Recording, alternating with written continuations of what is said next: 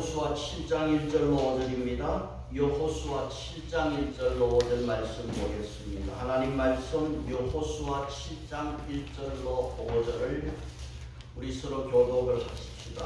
여호수아 7장 1절로 5절. 이스라엘 자손이 온전히 바친 물건으로 말미암아 범죄하였으니 이는 유다 지파 세라의 정손 삽디의 손자 갈미의 아들 아간이 온전히 바친 물건을 가졌음이라. 여호와께서 이스라엘 자손들에게 진노하시니라. 여호수아가 여리고에서 사람을 베델 동쪽 베델 곁에 있는 아이로 보내며 그들에게 말하여 이르되 올라가서 그 땅을 정탐하라며 그 사람들이 올라가서 아이를 정탐하고 여호수아에게로 돌아와 그에게 이르되 백성을 다 올라가게 하지 말고 2,000~3,000명만 올라가서 아이를 치게 하소서. 그들은 소수이니 모든 백성을 그리로 보내어 수고롭게 하지 마소서 하므로 백성 중 3,000명쯤 그리로 올라갔다가 아이 사람 앞에서 도망하니 같이 봅니다. 이 사람이 그들을 36년쯤 쳐 죽이고 성문 앞에서 수단까지 쫓아가 내려간 비탈에서 쳤으므로 백성의 마음이 녹아 물같이 된지라. 아멘.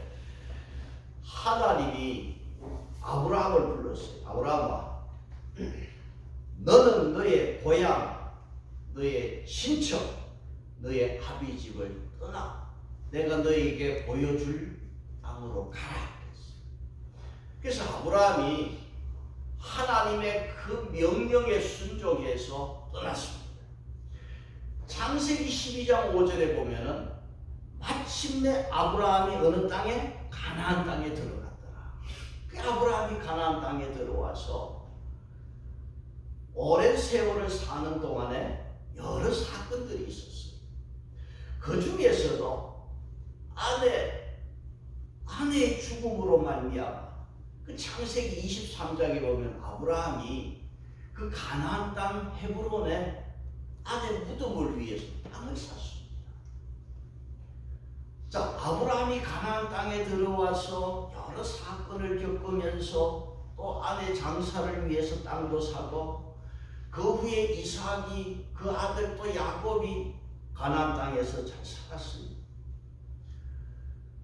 야곱의 아들 중에 가장 사랑했던 아들 요셉이 그 형제들의 시기로 애굽의 종으로 팔려갔습니다. 아버지의 입장에서는 아들이 죽은 줄 알았는데 그 요셉이 애굽에서 총리가 되어 있네. 그 아들 요셉이 아버지를 초청을 했어요. 그래서 야곱은 식구들을 데리고 애굽으로 인일을 갑니다. 자, 애굽에서 얼마의 세월? 430년의 세월을 보냈습니다. 야곱이 데리고 애굽으로 간 식구들이 70명인데 400년이 지나서 그 인구가 한 나라가 되었습니다. 모세의 인도로 그 애굽에 있던 이스라엘 백성들을 홍해를 건너서 가나안으로 가려고 광야로 나왔습니다. 모세 이후에 여호수아가 후계자가 되어서 이제 그 이스라엘 백성들을 가나안 땅으로 들어가게 됩니다. 여호수아의 인도로 이스라엘 백성들이 가나안 땅 들어왔어요. 지금 가나안 땅에는 누가 삽니까? 원주민들이 살아요. 여호수아 3장 10절에 보면은 가나안 땅에 7족속이 그 기록이 되어 있어요. 가나안 사람들이 그 옛날 400년 전에 그 이 땅에 살았던 아브라함을 기억하는 사람도 없고 아브라함의 후손을 알아주는 사람도 없습니다.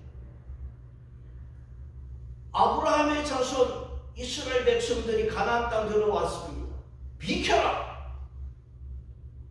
그렇다고 가나안 사람들이 고분고분 들어주는 그런 사람도 없잖아.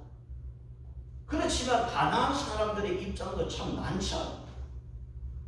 홍해를 마르게 하시고 요단강을 마르게 하신 하나님의 능력으로 이스라엘 백성들이 가나안 땅으로 밀고 들어온단 말이야. 그러니까 백성들이 마음이 어떻게 되었어요? 녹았어요. 지금 이스라엘 백성들이 요단강을 건너서 어디에 진을 치고 있어요? 길갈에 진을 쳤어요. 이스라엘 백성들이 하나님의 그 지시에 그대로 순종할 때 그 거대한 견고한 여리고 성이 무너졌습니다. 이스라엘 백성 손 하나 대지 아니하고 여리고 성이 그냥 무너졌습니다. 누구의 은혜입니까? 하나님의 은혜. 6장의 여리고 성이 무너지고 정복하고 나서 6장 마지막 27절에 뭐라고 말씀했습니까? 같이 한번 읽어봅시다. 6장 27절 여호와께서 여호수아와 함께 하시니 여호수아의 소문이 그 온 땅에 퍼지니라. 자, 지금 여호수아의 소문이 온 세상 가나안 땅에 퍼졌어요. 이런 분위기에서는 가나안 족속이요 이스라엘 백성을 당할 수가 없어요. 아무도 이스라엘 앞길을 막을 자가 없어요. 6장은 대성공이에요. 그런데 오늘 우리가 7장을 보았어요. 분위기가 전혀 달라요.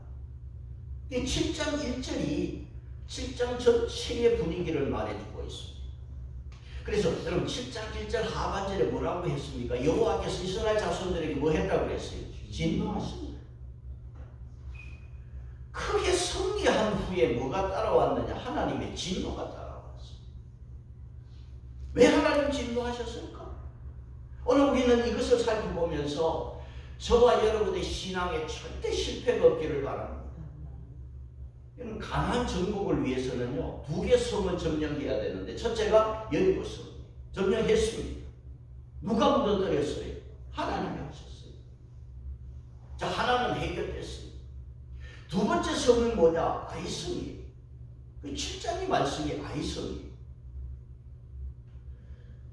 아이성은요 여리고 성에 비하면 훨씬 작은 성이에요. 그런데 참패를 당했어요. 첫 번째 전투에서 크게 승리하고 나서 이스라엘은 아이성을 쉽게 생각했어요. 여호수아가 정복할 줄 알았는데 아니었어요. 여러분, 우리가 신앙생활에서 조심해야 될 것은 아무리 돈 잘 벌고 성공한 것 같아도요 마귀 사탄이 들어와서 한 번 흔들어 버리면 끝나는 거예요. 절대 교만하면 안 돼요. 방심하면 안 돼요. 사탄이 틈타지 않도록 영적으로 늘 조심하기를 바랍니다. 아이성 정복의 실패를 보면 첫째는 뭐냐면 여호수아의 자만이에요. 지금 여호수아에 대한 소문과 유명세가 가나안 땅에 완전히 퍼졌어요. 사람이 유명해질 때 위기가 찾아와요. 여러분, 언제나 축복 이후에 조심해야 됩니다. 언제나 응답 이후에 조심해야 돼요. 언제나 확장 이후에 조심해야 돼요. 모든 상황이 내 마음대로 될 때 어떻게 해야 된다? 조심해야 돼요. 가난할 때보다 부자가 된 다음이 위험하고 실패보다 성공하고 나서가 위험하고 욕먹을 때보다 칭찬받을 때가 더 위험합니다. 그래서 여러분 성경에 고린도전서에서 선줄로 생각하는 자는 넘어질까 조심하라. 자, 우리가 앞에 6장에서 여리고 성을 정복하기 전에 여호수아가 정탐꾼을 보냈는데 몇 명 보냈어요? 2사람 보냈어요. 아이성 정복을 위해서도요 정탐꾼을 보냈어요. 몇 명 보냈느냐 모르겠어요. 7장 2절에 사람들이 그랬어요. 그러니까 복수니까 1명 이상이겠죠. 그래서 아이성 정복을 위해서 정탐꾼을 보냈는데 그 사람들이 돌아와서 여호수아에게 보고를 했어요. 그 보고가 7장 3절이 자 7장 3절 보세요. 어떤 보고를 했습니까? 첫째, 여호수아에게로 돌아와 그에게 이르되 백성을 다 올라가게 하지 말고. 첫째는 백성들 다 올라갈 게 없다는 거예요. 두 번째, 2-3천 명만 올라가서 아이를 치게 하소서. 2-3천 명만 올라가 된다는 거예요. 그 다음 그들은 소순이 인구가 작단 말이죠. 그 다음 모든 백성을 그리로 보내어 수고롭게 하지 마소서. 자, 몇 명만 올라가서 아이성 정복하라고요? 3,000명. 2, 3,000명. 여러분 8장 25절에 아이성을 이제 다시 공격해서 성공을 할 때 아이성에 사람이 얼마인가 하면 8장 25절 보세요. 8장 25절 보면 그달에 엎드러진 아이 사람들은 남녀가 모두 12,000명. 남녀가 12,000명. 그러면 여자 빼고 전쟁할 수 있는 남자로 치면은 1,000단입니다. 6,000명. 그러니까 아이성은 숫자가 많이 적은 거예요. 그래서 우리가 이 말장난 워드플레이라고 그러잖아. 아이성, 아이. 그러니까 아이성은 여리고 비하면 아이와 같은 소리다. 그렇게 이야기해요.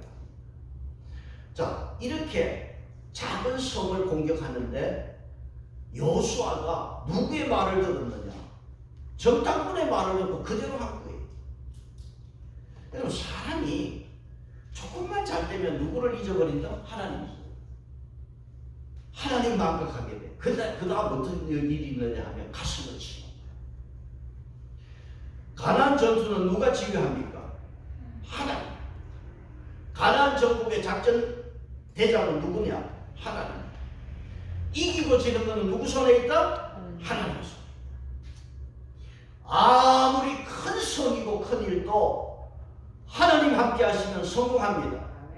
아무리 작은 일도 하나님 함께 하지 않으면 실패합니다.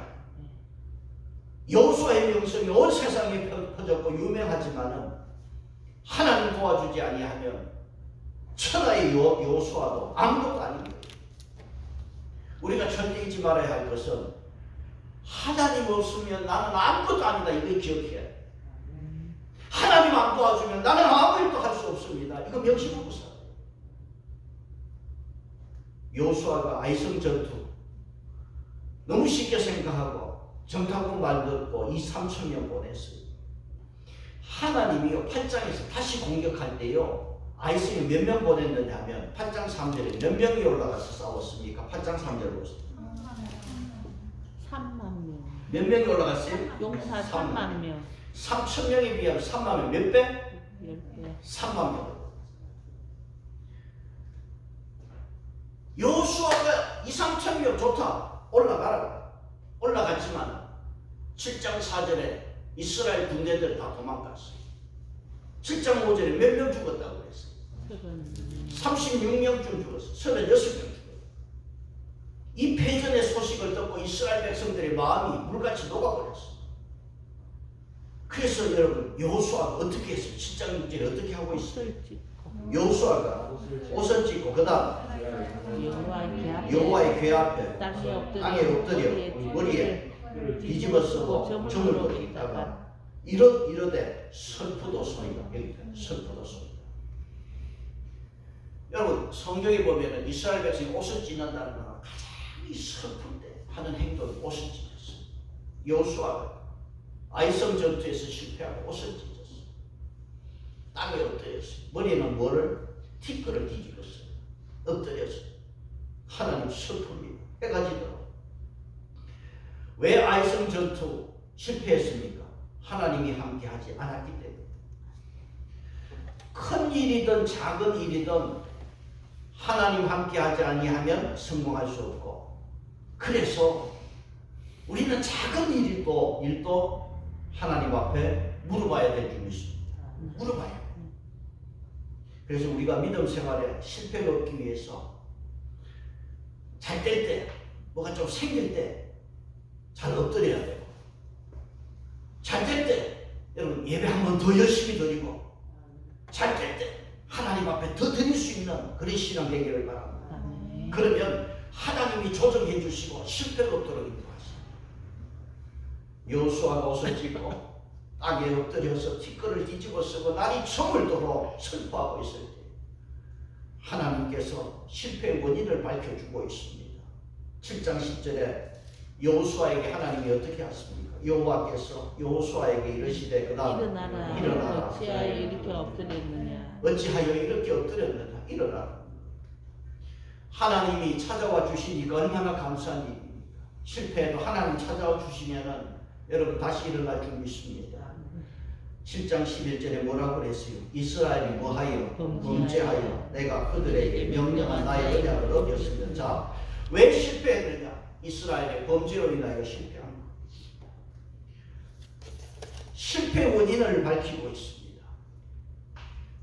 지난주 제가 말씀을 드렸습니다. 여리고 성은 가나안 정복의 첫 열매입니다. 여기에 전리품 손대면 안 돼요. 여러분, 우리가 믿음 생활할 때 하나님 거 내 거 구분할 줄 알아야 됩니다.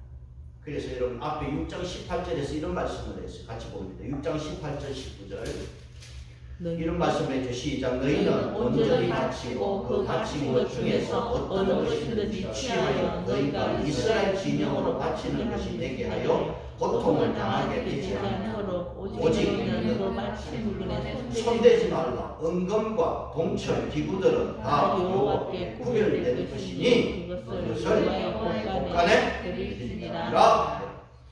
절대로 하나님 앞에 바쳐진 것을 이스라엘 진중에 여기 두면 안 돼. 19절에 6장 19절에 어디에 두라고 그랬어요? 여호와의 곳간에 두라고 그랬어요.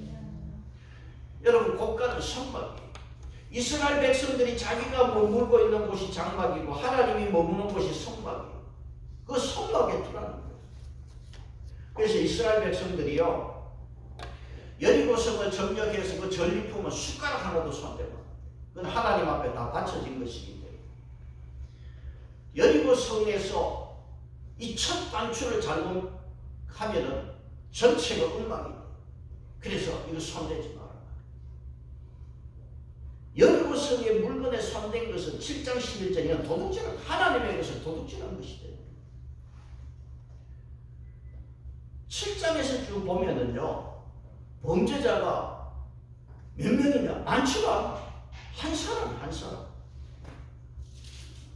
하나님의 뜻에 손댄 탐욕을 부린 한 사람 때문에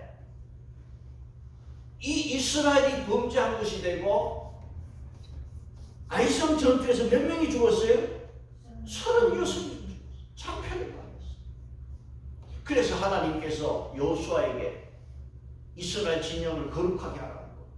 그래서 7장 13절에서 이렇게 말씀했죠. 너는 일어나서 백성을 거룩하게 하여 이르기를 너희는 스스로 거룩하게 하라. 이스라엘의 하나님 여호와의 말씀에 이스라엘 너희 가운데 온전히 바친 바친 물건이 물건이 있나니 너희가 내가 그 온전히 바친 물건을 너희 가운데서 제하기까지 내 원수들 앞에서 너희 다스리지 못한다.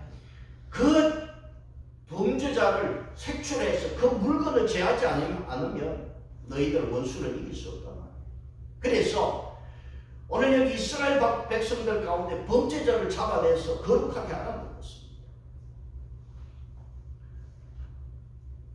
그 범죄자를 잡는데 7장 14절에 무엇을 통해서 잡아냅니까? 여기 보면 여호와께서 뽑히는 자, 뽑는다. 제비 뽑는 거예요. 지금 제비를 뽑아서 이스라엘 백성들 중에 범죄자를 지금 잡아내는 거예요. 그 제비를 뽑는데 그 범인을 7장 1절에서 요약해서 잘 말씀을 했어요.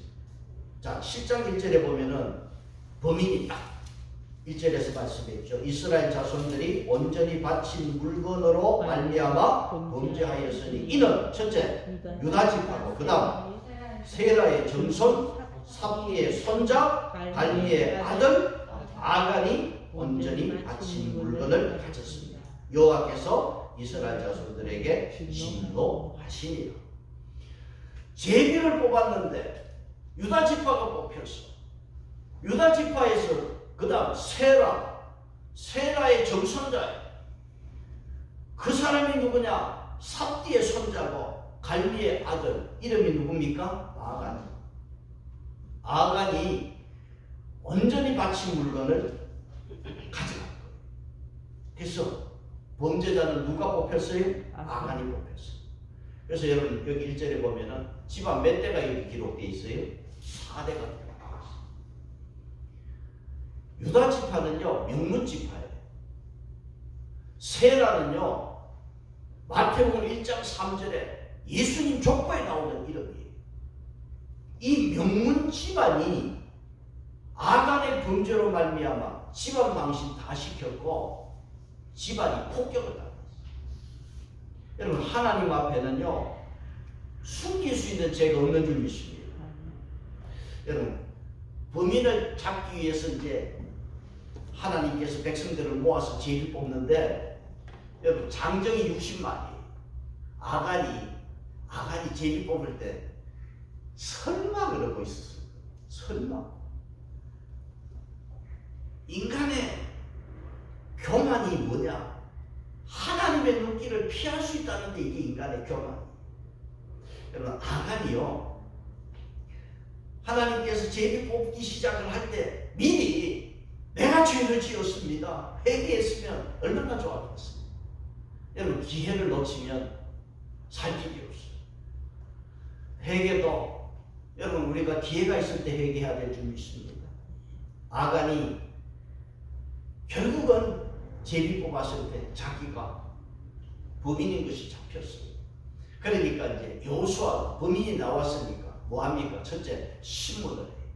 19절에 신문을 하는데 뭐라고 했습니까?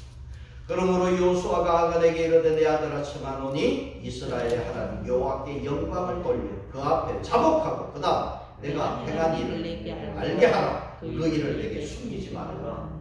여호수아가 아간에게 너가 행한 일을 숨기지 마라 그렇게 말합니다. 그 다음 이 말을 들은 아간이 여호수아 말에 자백을 해요. 20절에 뭐라고 그랬어요? 아간이 여호수아에게 대답하여 이르되 참으로 나는 범죄하여 이러이러하게 행하였나니. 여호수아의 신문이 있고 그 다음 신문을 받은 아간이 자백을 했어요. 이제 자백을 했으니까 뭐가 따라와야 돼요? 현장 압수수색입니다. 22절 보세요. 22절 이에 여호수아가 보냄에 그의 단내가 먼저 안에 감춰져 있는데 너는 그 밑에 있는 증거물이 나와. 압수수색하니까 증거물이 나왔어요. 자 여러분 여기에서 아간이 뭘 훔쳤습니까? 21절에 뭘 훔쳤습니까? 신화산의 아름다운 외투 한 벌과 그 다음 은 200세겔과 그 무게가 50세겔 되는 금덩이. 자 여기 보시면 여러분 보세요. 시랄 외투, 이거 바벨론 외투예요. 그러면 이 바벨론 외투는 지금으로는 뭐다? 명품이고. 그래서 여러분 지금이나 여호수아 때나 사람들은 뭐에 약하다? 명품에 약한 거예요. 은과 금. 명품을 보고 은과 금이 보이니까 아간이 세상 말로 눈이 뒤집힌 거예요. 그래서 훔친 것을 어디에 숨겼다? 자기 장막에 숨겼어요. 그 결과로 인해서 7장 25절에 아간은 돌에 맞아 죽습니다. 돌 무더기가 생겼어요. 그런데 아간이 이렇게 처형을 당할 때 여기 끌려 나온 사람 보세요. 누가 끌려 나왔어요? 7장 24절에 누가 끌려 나왔나요? 그의 아들들과 그의 딸들과 그의 소들과 그의 자기 집의 가축인데 여기 보시면은 아간의 아내의 이름이 없어요. 그래서 우리는 이거 모르겠어요. 아간의 아내에 대한 말은 없습니다. 그 다음 누가 여기서 아들들과 그 다음 딸들이 끌려 나왔어. 그래서 제가 아무리 봐도 이 말씀을 볼 때 자녀들이 공범으로 보아집니다. 자녀들이 시라산 외투를 아버지가 훔쳐오니까 그 명품을 보고 좋아한 것 같아요. 아버지가 집에 숨겨둘 때 자녀도 알았다는 거예요. 그래서 같이 끌려 나온 거예요. 자 여러분 제가 묻습니다. 외투와 은금이 없이도 살 수 있어요? 못 살아요? 살 수 있지요. 그래. 없이도 살아왔어요. 아간이 보니까 그 명품 외투 불태워 없앨 건데 아깝단 말이야. 원래 숨겨왔어요. 여러분 우리가 하나님의 일을 할 때 하나님 앞에서 자꾸 경제적으로 수학적으로 계산하지 마세요. 인간적으로 인본적으로 계산하는 것은 신앙에 뭐다? 역주행하는 거예요. 오늘 우리가 신앙에 왜 실패하느냐 하면 자꾸 인간적인 계산이에요. 인본적인. 그래서 자꾸 신앙생활 역주행하는 거예요. 그래서 아간이 불순종함으로 말미암아 욕심부리다가 자기 죽고 자기 자신이 죽고 몇 명이 죽었어요? 36명이 죽고 한 사람 욕심 때문에 몇 명이 거의 40명이 죽었어요. 여러분 내 한 사람 욕심 부리면 40명이 다칩니다. 욕심이 잉태한 자 뭐를 낳고? 죄를 낳고 죄가 장성하여 사망을 낳고 성경은요 죄가 잉태하여 욕심을 낳고가 아니에요. 욕심이 잉태하여 죄를 낳습니다. 그 죄가 사망을 낳는 거예요. 여러분 8장에 들어가면요 다시 아이성을 공격할 때 8장 2절에서 하나님이 어떻게 말씀하십니까? 8장 2절 보세요. 다시 아이성을 공격할 때 하나님께서 8장 2절에 뭐라고 말씀했습니까? 너는 여리고와 그 왕에게 행한 것 같이 아이와 그 왕에게 행하되 오직 거기서 탈취한 물건과 가축을 스스로 가지라. 너는 아이성 뒤에 복병을 둘지니라 하시니 8장에서 다시 아이성을 공격할 때 아이성에서는 점령해서 거기에 물건들 탈취한 물건을 어떻게 하라고 그랬어요? 스스로 가지라고 그랬어요. 아간이 가지고 싶었던 그 유혹을 조금만 더 참았으면 욕심의 유혹을 조금만 더 참았으면 아이성에서 필요한 거 취할 수 있을 거 아니야. 그러니까 조금 못 참고 욕심 부리다가 결국 자기 죽고 자식들까지도 아간의 범죄를 보면요 이게 아간의 범죄가 아니라 저와 여러분의 범죄 똑같아요. 이게 아간의 문제만이 아닙니다. 자, 아간의 범죄 3단계를 보겠어요. 7장 21절 보세요. 자, 외투 한 벌과 은 200세겔과 그 무게가 50세겔 되는 금덩이 하나를 첫째 뭐 했어요? 보고. 첫째는 보고. 두 번째는 탐내고. 세 번째는 가졌나요? 요 세 가지. 범죄 3단계는 뭐냐? 첫째는 보는 거고. 보니까 뭐가 생겨요? 한이 나. 그러니까 어떻게 한다? 예. 그래서 사람은 시험이 어디에서 든다? 보는 데서 드는 거. 내 사모하고도 이 말씀하고 이야기하면서 마트에 가서 안 사도 되는데 보니까 사주는 거야. 그거 안 사도 사는데 지장 없는데 눈에 들어오니까 보이니까 사게 된다는 거야. 보고 그 다음 뭐 했어요? 합니다. 그러니까 손으로 취하는 이게 인간의 모습이에요. 그래서 여러분 눈을 잘 지키는 것은 마음과 손을 지키는 것인 줄 믿습니다. 그래서 보는 거 좋습니다. 제가 지난주 설교하면서 문둥병에 걸린 나만 장군 순종하는 이야기 했잖아요. 여러분 나만 장군이 문둥병 고치려고 이스라엘의 선지자를 이스라엘에 찾아올 때 가지고 온 게 뭡니까? 자기 나라 왕이 직접 쓴 왕의 친서와 그 다음 은금과 외투 10벌을 가져왔어요.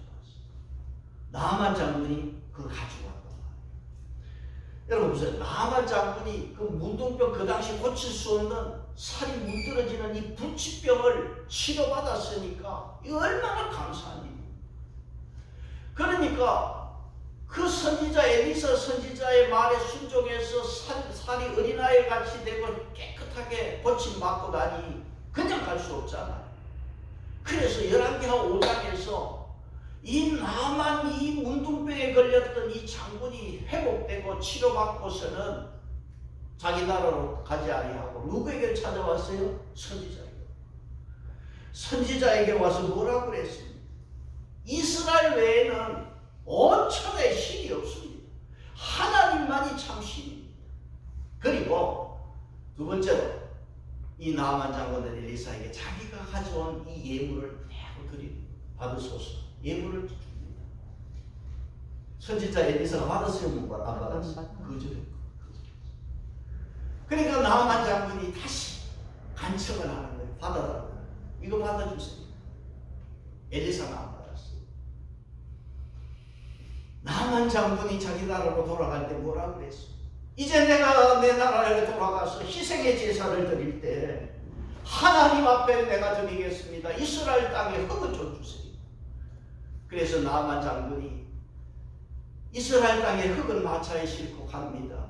그때 엘리사는 평안히 가시오, 잘 가시게 인사를 했습니다. 나만 장군이 평안한 마음으로 자기 나라로 돌아갈 때 누가 뒤에 따라옵니다. 달려옵니다. 쫓아옵니다. 돌아보니까 엘리사의 종 게하시입니다. 이 나만 장군이 마차를 멈추고 게하시를 맞이하네. 자, 이 게하시가 나만 장군에게 뭐라고 그랬습니까? 우리 주인이요, 은 한 달란트하고 옷 2벌 달라고 합니다. 그러니까 이 나만 장군이 은 한 달란트가 아니라 은 2달란트 주네요. 옷 2벌 주었어요. 그런데 이 게하시가 그거 받아서 자기 집에 그대로 숨겨뒀어요. 선지자가 뭐라고 그랬어요? 게하시에게 엘리사가 어디 갔다 왔느냐? 갔다 온 데 없어요. 안 갔어요. 아무 데도 가지 않았습니다. 여러분, 엘리사는 다 알고 있었습니다. 그때 엘리사가 뭐라고 그랬어요? 지금이 어찌 은을 받으며 옷을 받을 때냐? 지금이 어떻게 탐욕을 부릴 때냐? 나만의 문둥병이 너에게 들어가서 영원토록 있을 것이다. 그 엘리사의 종 게하시, 나만이 가졌던 문둥병이 그대로 자기가 받았어요. 인생 끝장났어요. 비참한 인생이 되었어요. 누가? 탐욕을 부린 게하시. 오늘 우리가 깨달아야 할 것은 지금이 어떤 때입니까? 경제적으로 여러 가지로 어려울 때입니다. 지금은 탐욕을 부릴 때가 아닙니다. 우리가 이 시간을, 이 시대를 잘 살펴보아야 합니다. 이런 우화가 하나 있습니다. 어떤 우화냐면 낚시꾼이요, 고기를 한 마리 잡았는데 특별해 파란색 이 푸른빛을 띤 물고기 한 마리를 잡았어요. 그 물고기가 낚시꾼에게 살려달라. 나는 용왕의 아들인데 3가지 소원 들어줄 테니까 나를 살려주세요. 애걸애걸. 자, 물고기가 살려달라, 살려주세요. 3가지 소원 들어줄게. 낚시꾼이 아니 5가지 소원 들어주면 내가 살려줄게. 5가지 소원. 그 물고기가 안 된다. 나는 3가지 소원밖에 들어주지. 3가지 소원 들어주겠습니다. 낚시꾼이 그러면 4가지 소원 들어주면 내가 살려줄게. 그 물고기가 아니요, 3가지 소원 들어줄게. 3가지밖에는 소원 들어줄 수 없습니다. 3가지. 내 3가지 소원 들어줄 테니까 살려주세요. 흥정을 하는 거예요. 낚시꾼이 안 되겠다 싶어서 결국은 그래 좋아, 합의합니다. 그럼 3가지 소원 내 들어줄게. 3가지 소원 내가 들어주면 살려줄게. 그래서 낚시꾼이 3가지 소원을 이제 말하려고 하는 거예요. 3가지 소원을 말하려고 보니까 물고기가 죽었대요. 왜? 흥정하다가 물 밖에 너무 오래 있어가지고 어마어마한 물고기가 죽었대요. 이 이야기는 우리에게 무슨 이야기를 하느냐 하면 탐욕을 부리면 얻는 게 없다는 교훈이에요. 탐욕 부려서 얻을 수 없다는 거예요. 여러분 요즘 보시면은 탐욕은요, 세상 사람이나 교회 다니는 사람 매일 봐요. 탐욕을 우리 물리쳐야 돼요. 여러분 여호수아 7장에서 탐욕 부리다가 가문이 더러워졌어요. 자기 죽이고 가족 죽이고 동료들까지 36명 죽었습니다. 인간의 탐심은요 이렇게 옆 사람 죽입니다. 오늘 세상은 이렇게 돌아가고 있습니다. 아간이 누군지 아세요? 바로 내가 아간. 여러분 세상 사람들 더 오래 살고 싶어서 몸에 좋다는 거 어디 가서 구해서 사 먹습니다. 여러분 성경의 장수의 비결이 뭡니까? 오늘 주고 한번 보세요. 잠언서 28장 16절 뭐라고 되어 있습니다. 주고 보시면 전체를 봅시다. 탐욕을 미워하는 자는 뭐한다? 장수. 여러분 탐욕을 미워하는 것이 장수할 줄 믿습니다. 아멘. 예수님도 누가복음 15장 15절에서 삼가 모든 탐심을 물리치라고 했어요. 그리고 사도 바울은 너희가 예수쟁이라면 마땅히 하지 말아야 될 말 세 가지가 있다고 했어요. 에베소서 5장 3절 볼까요? 시작. 음행과 온갖 더러운 것과 너희 중에서 그 이름조차도 부르지 말라. 성도에게 마땅한 말이라. 우리 성도가 마땅히 그 이름조차 부르지 말아야 할 세 가지가 뭡니까? 음행과 온갖 뭡니까? 더러운 것과 그 다음 탐욕이라고 그랬어요. 그 탐욕이 어떤 결과를 가져오느냐? 에베소서 3장 5절을 볼까요? 같이 봅니다. 너희도 정녕 이것을 알거니와 음행하는 자나 더러운 더러운 자나 자나 탐하는 자, 탐하는 곧 우상 숭배하는 자다 아, 그리스도와 그리스도와 하나님 나라의 기업을 기업을 잊지 못하고 음행과 더러운 자나 탐하는 자는 이것이 곧 뭐다? 우상 숭배예요. 왜 하나님보다 더 사랑하는 이것이 우상 숭배입니다. 탐심은 우상 숭배예요. 이런 자에게는 무엇이 없다? 하나님 나라의 기업이 없다는 것입니다. 이제 설교의 결론입니다. 설교를 마치겠습니다. 여러분 작은 일도 하나님 함께 하지 않으면 실패합니다. 내가 어떤 환경에 있더라 하더라도 하나님이 함께 하지 않으면 나는 아무것도 아니다. 여러분 널리 여러분 기억하시기 바랍니다. 그래서 하나님이 함께하는 신앙 되기 위해서 말씀 가까이 하시기를 바랍니다. 두 번째로 저와 여러분의 욕심을 십자가에 못 박기 바랍니다. 자, 주보의 갈라디아서 5장 24절입니다. 갈라디아서 5장 24절 같이 보겠습니다. 그리스도 예수의 사람들은 주와 함께 그 정욕과 탐심을 십자가에 못 박았느니라. 오늘 우리가 아이스의 사건을 보면서 또 엘리사의 종 게하시를 보면서 우리 탐심을 오늘 이 자리에서 십자가에다 못 박으시기 바랍니다. 그래서 저와 여러분의 영적 수준이 아이가 되지 않기를 축복합니다. 찬송 333